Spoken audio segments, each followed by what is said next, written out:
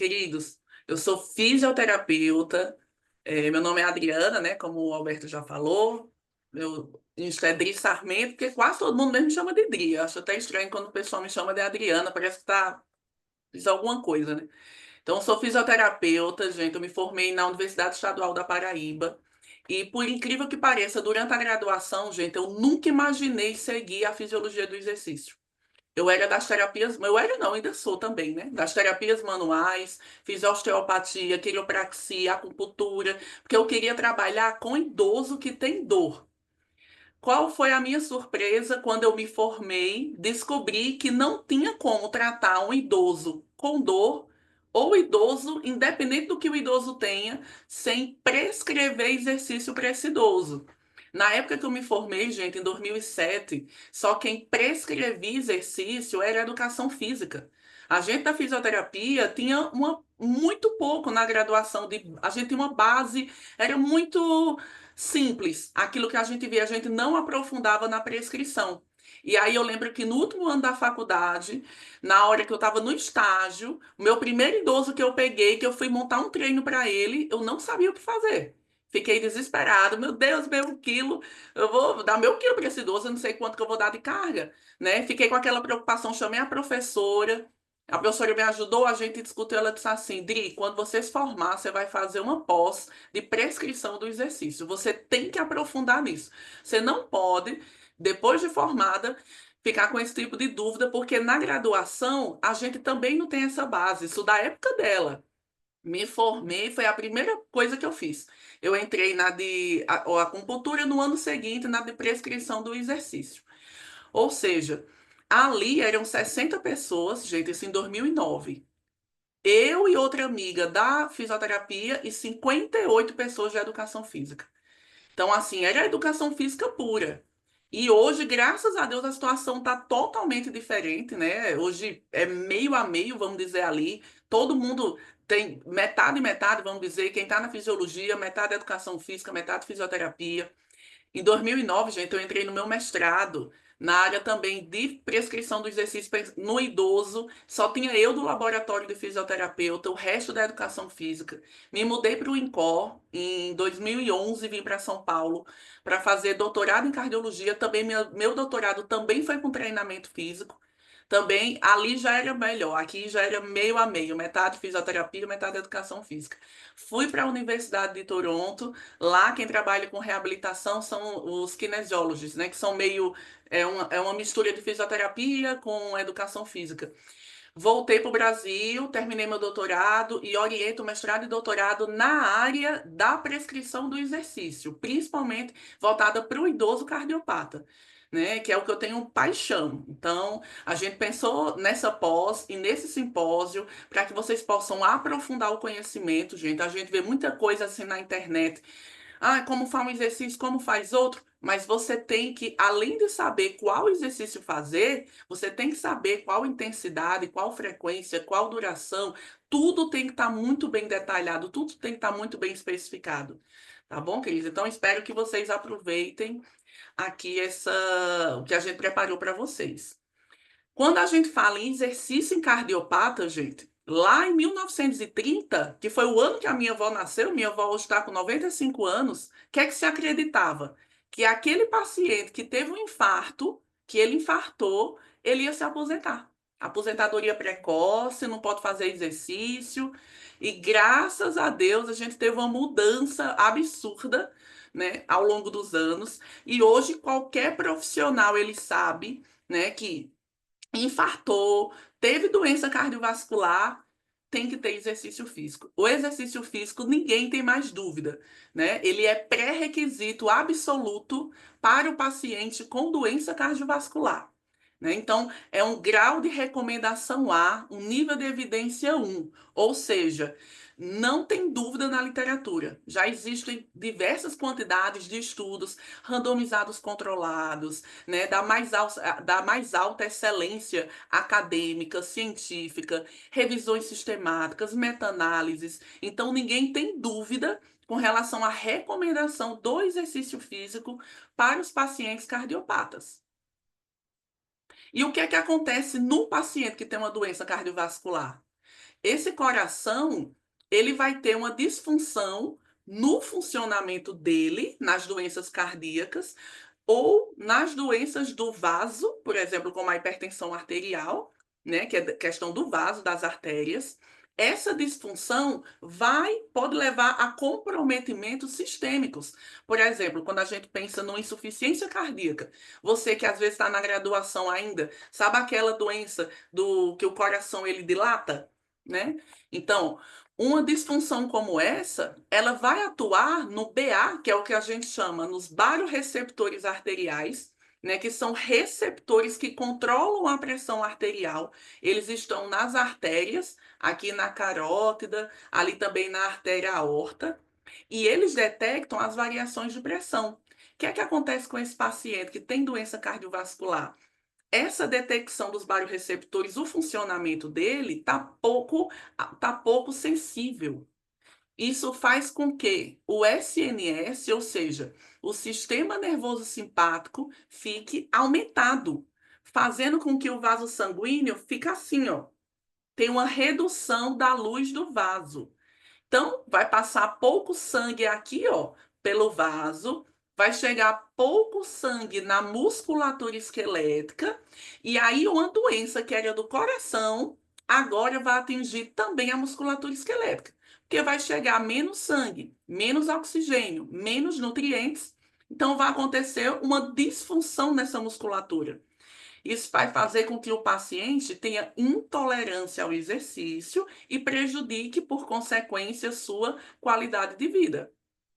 Isso vai ser controlado, melhorado e, em alguns casos, revertidos, não no caso da insuficiência, mas de outras doenças, como a hipertensão, sim, pode acontecer, de restaurar ou melhorar a sensibilidade desses barorreceptores, que vão detectar melhor esse funcionamento do coração e a detecção da pressão dentro das artérias, vai controlar o sistema nervoso simpático, aumentar a luz do vaso, que é o que a gente chama de diminuir a resistência vascular periférica, e, consequentemente, mais sangue vai chegar aqui na musculatura esquelética, aumentando o tamanho de fibra muscular, aumentando o número de enzimas que participam do ciclo de Krebs, né? Aumentando diversas proteínas que vão estimular ali o crescimento do músculo. Tudo isso vai fazer com que a tolerância ao exercício aumente e, consequentemente, sua qualidade de vida. Mas para isso é preciso que nós façamos testes específicos para saber com qual intensidade a gente vai prescrever o exercício para aquela nossa população, que nesse caso especificamente da minha palestra, da população dos cardiopatas, tá bom? Aqui é um print da diretriz de reabilitação cardiovascular. Todos esses slides, entre esses artigos, as diretrizes, eu vou estar mandando lá no grupo de WhatsApp, tá bom? Vou pedir para todo mundo, o Alberto colocou no chat, todo mundo pode clicar no link e entrar, tá bom? Nesse grupo que a gente vai mandar todo o material lá. Então, para prescrever exercício para essa população, dentre tantas coisas que são necessárias, uma é primordial: o teste ergométrico. Então, o teste, como o coração se comporta durante o exercício físico. Não adianta apenas avaliar pressão, frequência cardíaca, valores em repouso. A gente tem que saber como o coração se comporta durante o exercício físico, né? Para saber o que acontece naquele momento, para a gente já ter uma ideia ali, dados que vão fornecer, eu vou mostrar para vocês, que vão nos ajudar a prescrever exercício para essa população. Então, o teste ergométrico, ele é fundamental. O ideal é que ele seja do último ano, tá? Isso aí é o ideal e é o que a gente sempre pede para os cardiopatas quando eles vêm, né, para a gente fazer a avaliação para a prescrição do exercício. Eu posso ter testes máximos ou submáximos. Qual é a diferença? Um teste máximo, como o teste ergométrico, é um teste que o paciente ele chega à exaustão. Eu vou mostrar um vídeo para vocês, vocês vão ver que é um teste que dura de 6 a 12 minutos, no máximo 6, 7 a 12 minutos, onde o paciente ele vai ser exposto a um exercício numa intensidade bem maior do que ele é acostumado a fazer rotineiramente, para que nesse 11º, no máximo 12º minuto, ele peça para o teste ser interrompido porque ele está exausto. Diferente, por exemplo, de um teste submáximo, como o teste de caminhada de 6 minutos. Vocês provavelmente já devem ter ouvido falar na faculdade. Então, o teste dura 6 minutos e mesmo que o paciente consiga caminhar muito mais tempo, não importa. Com 6 minutos, o teste vai ser interrompido. É um teste tempo dependente. Aqui eu vou abordar o teste máximo da ergometria, teste ergométrico. Coloquei um vídeo curto, para caso alguém nunca tenha visto, vou até deixar ele mutado, eu vou explicando para vocês. Quem nunca viu um teste ergométrico, ou quem nunca fez, tá? É um teste que o médico faz junto com o profissional da educação física ou fisioterapeuta. Então, o paciente ele é monitorado pelo eletrocardiograma, pressão arterial, oximetria. Então, o paciente ele está todo monitorado para quê? Para que no momento do exercício, ele pode ser feito, geralmente é feito em esteira, pode ser feito também em bicicleta, a gente consiga avaliar como que o coração desse paciente se comporta ali no limite dele, no máximo. Porque aí, quando eu for montar meu treino, que vai ser abaixo do máximo, eu consiga montar um treino seguro, tá bom? Então, é um teste seguro, né? As contraindicações dele são as mesmas da prática do exercício físico. Então, o paciente ele tem que estar hemodinamicamente estável, tá? E é um teste assim que ele vai, o relatório dele, quando ele chega na nossa mão, a gente tem que entender como usar as variáveis desse teste para fazer a prescrição do exercício, tá bom? Então, são várias as indicações desse teste, né? A gente está vendo aqui a Diretriz Brasileira de Ergometria de 2024, do ano passado, e dentre as várias possibilidades de indicações que esse teste pode ter, nós temos a capacidade funcional, né? O paciente ele faz o exercício, ele está usando a sua capacidade física plena para a idade, peso e altura dele, ou ele está aquém. Então, a gente consegue saber, descobrir isso por esse teste. A pressão arterial, ela está exacerbada, está um valor bem a mais do que devia, ou está com um comportamento normal?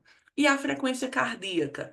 Será que no momento do teste a gente vai ter uma isquemia, sintomas que sugerem que esse paciente ele está tendo uma isquemia, também pode ser avaliado por esse teste. Então, são várias, pré-operatório, para a própria prescrição de exercício, são várias indicações que esse teste ele apresenta. Embora que você não vá trabalhar diretamente com ele, com teste ergométrico ou ergoespirométrico, é importante você entender o laudo, quando o laudo chega para você, né?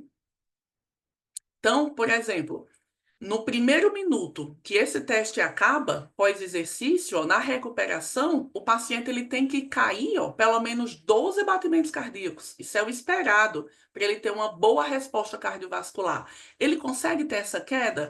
Isso tudo eu vou olhar no laudo. Ele teve uma resposta hiperreativa, ó, mais do que 220 milímetros de mercúrio ali na sistólica, ou mais do que 15 de variação na diastólica, tudo isso são preditivos da resposta que esse paciente vai ter no exercício físico. Esse teste foi negativo ou positivo para isquemia?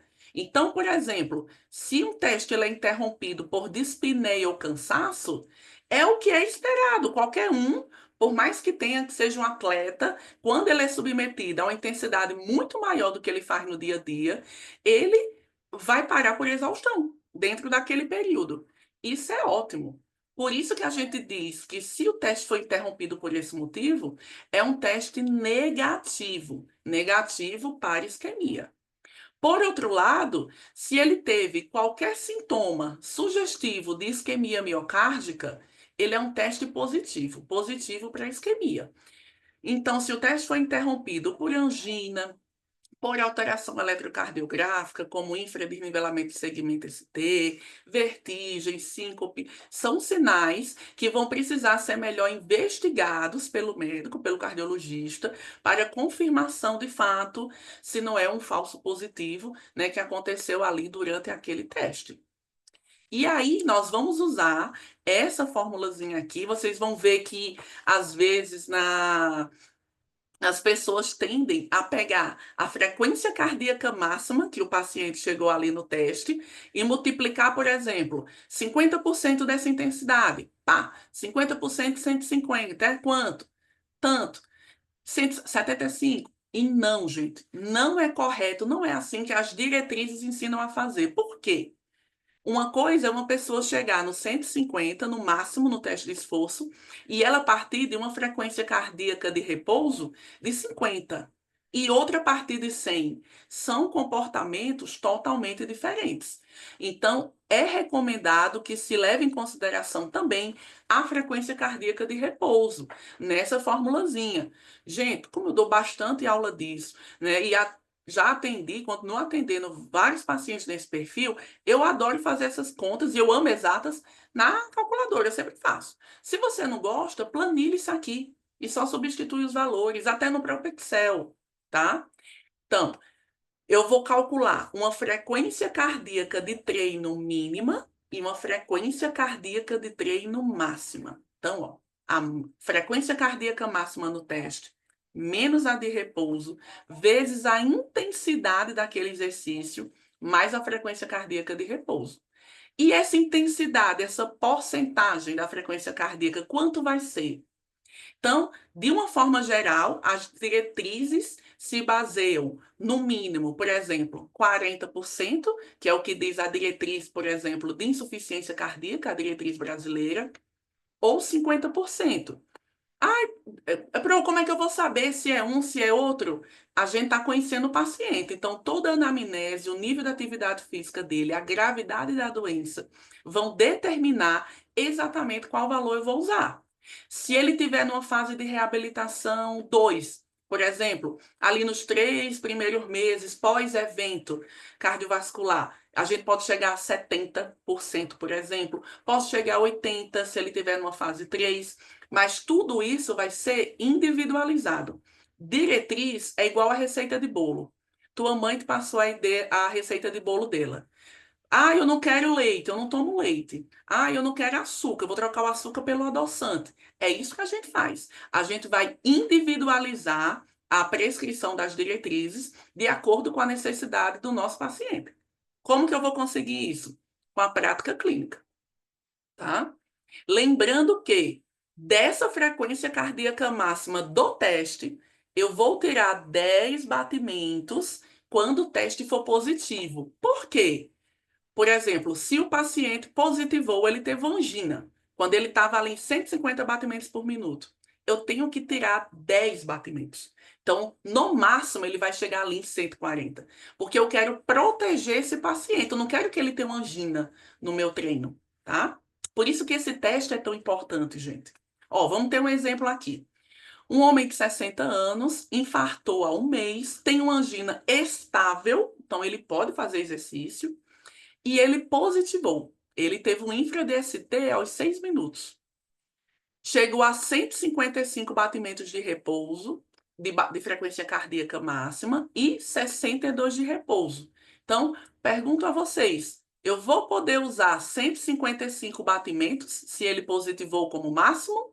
Não. Vou precisar tirar 10 batimentos. Então, quando eu for calcular a frequência cardíaca de treino mínima e a máxima, eu vou considerar, ó, os 145 de frequência cardíaca, 10 batimentos a menos.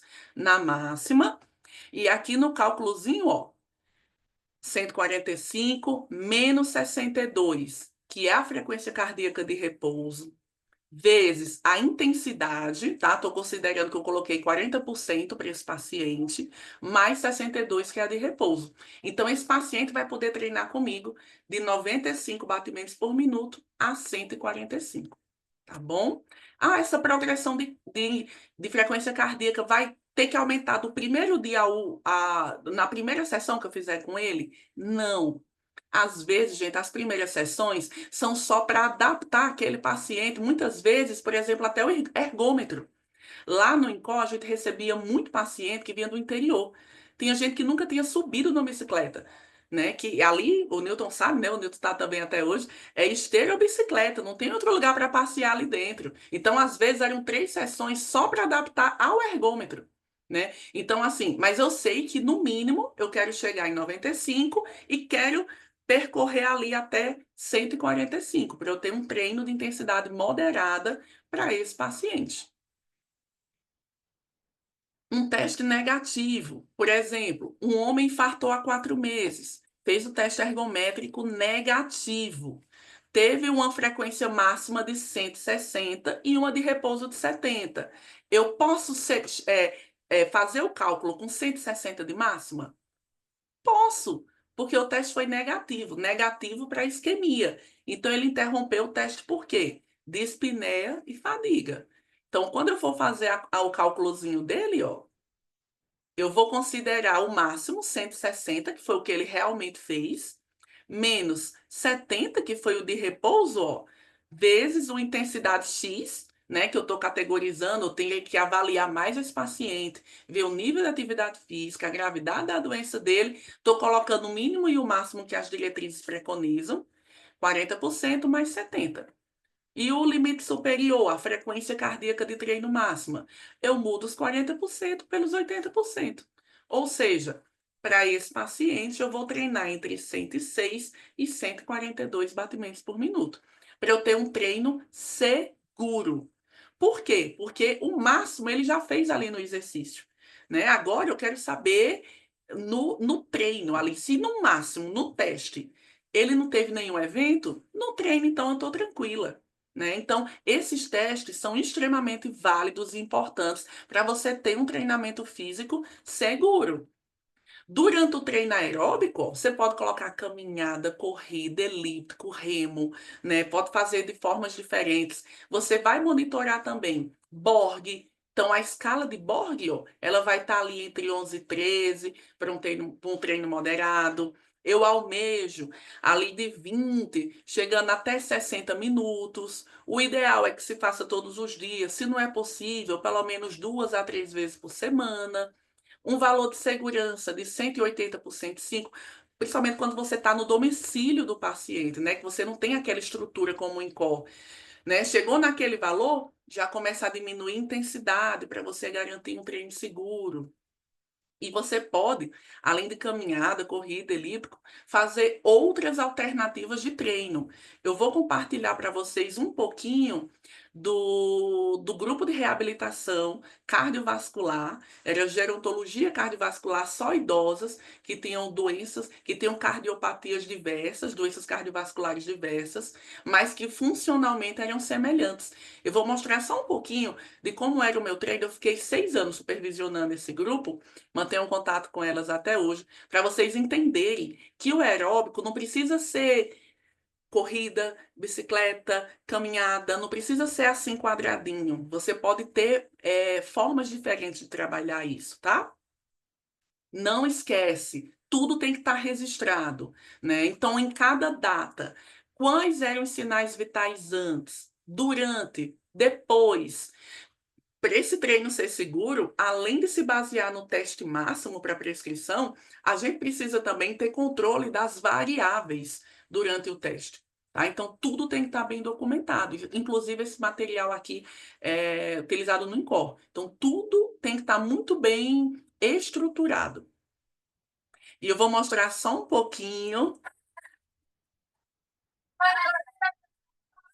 que é só um pouquinho do grupo de reabilitação, onde uma das atividades aeróbicas que a gente fazia era a dança.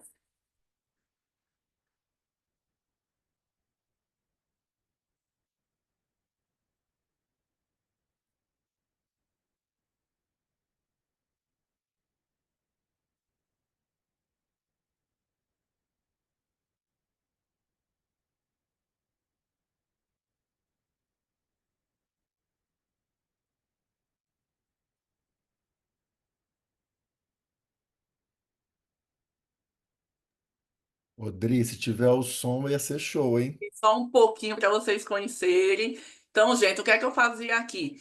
Elas faziam a reabilitação cardiovascular 3 vezes por semana. E o que é que eu fazia? Uma vez por mês, eu escolhia uma atividade. Nesse mês foi a dança. E nos últimos 10 minutos de treino, além do aeróbico, além da musculação, do treino de equilíbrio, do alongamento, elas faziam uma atividade específica. E no final do mês, eu escolhia, junto com os funcionários de lá, quem fazia melhor aquela atividade. E elas ganhavam faixa, eu dava buquê de rosas. Era a Miss Reab, que era da reabilitação cardiovascular. Gente, foi assim, sensacional, porque a gente não quer que o nosso paciente ele tenha aderência ao treino. Então você tem que colocar coisas diferentes. Ah, minha paciente não gosta de caminhada, mas ela gosta de dançar, sei lá, Shakira, que eu tenho uma paciente que ela amarra dançar Shakira. Então vai dançar Shakira. Ela tem que ter o aeróbico, não importa, não tem que ser esteira e bicicleta, porque senão fica muito chato. Aqui, lutas corporais. Ai, Pro, mas eu sou fisioterapeuta, não sei as regras do MMA, e você sabe, e você acha que eu sei? Aqui é atividade física, é aeróbico, aumentar a frequência cardíaca. Olha que legal. Idosas cardiopatas também.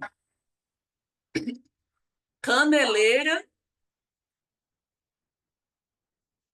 halter e um colchonete. Muito simples.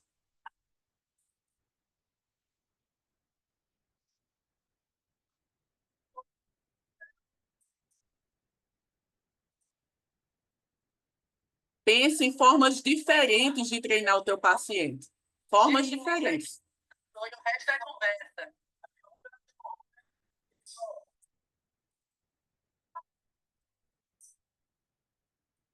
Enquanto isso, ó, tem uma lá atrás fazendo HIIT, vou já falar para vocês um pouquinho, que é outra possibilidade também. Circuito, que é algo que eu adoro, de mesclar atividades diferentes. Às vezes você junta um pouquinho de resistido, um pouquinho de aeróbico, um pouquinho de equilíbrio. Você consegue também mesclar um pouco.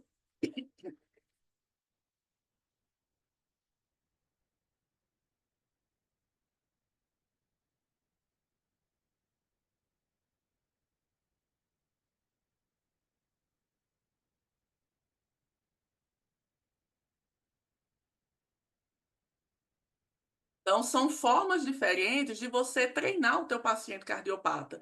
Às vezes, você é do interior, de algum lugar, ai, meu idoso não consegue pagar a minha sessão, varia de 350 a R$ 400. Não consegue pagar 400 a hora. Mas, às vezes, tem 4 idosos que são ali independentes, assim, que são funcionalmente semelhantes, e, de repente, cada um paga R$ 100 e dá o 400. Então, são formas diferentes de você também fazer um trabalho bacana e ser bem valorizado, né? Bem reconhecido.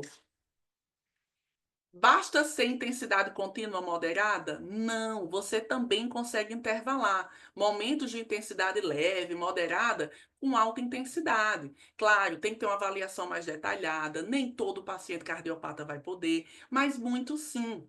Aqui é um estudo que eu tive a alegria de participar com pesquisadores lá da Universidade Federal de Pernambuco, onde a gente mostrou que o treino intervalado de alta intensidade, ele era muito mais efetivo que o treino moderado para idosos hipertensos. Posso destrinchar isso para todo mundo? Não. Cada paciente é um mundo, precisa de uma avaliação detalhada, tá? Mas para vocês saberem que é possível. Aqui é um outro estudo também do INCOR, no grupo de pesquisa do INCOR, onde eu tive a oportunidade também de participar, treinamento físico, melhorando o fluxo de cálcio, gente, dentro da musculatura, tudo prescrito por teste ergométrico.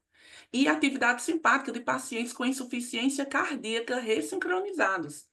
Quer dizer, o exercício físico bem prescrito por teste máximo, ele vai ser efetivo desde idosos mais independentes com hipertensão, desde de pacientes adultos com insuficiência cardíaca, com fibrilação atrial, com ressincronizador, com chagas, com cardiopatia chagásica.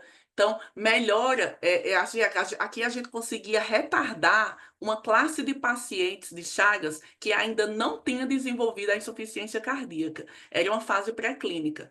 E a gente, com o treinamento, conseguia retardar a gravidade da doença nesses pacientes. Aqui, outro.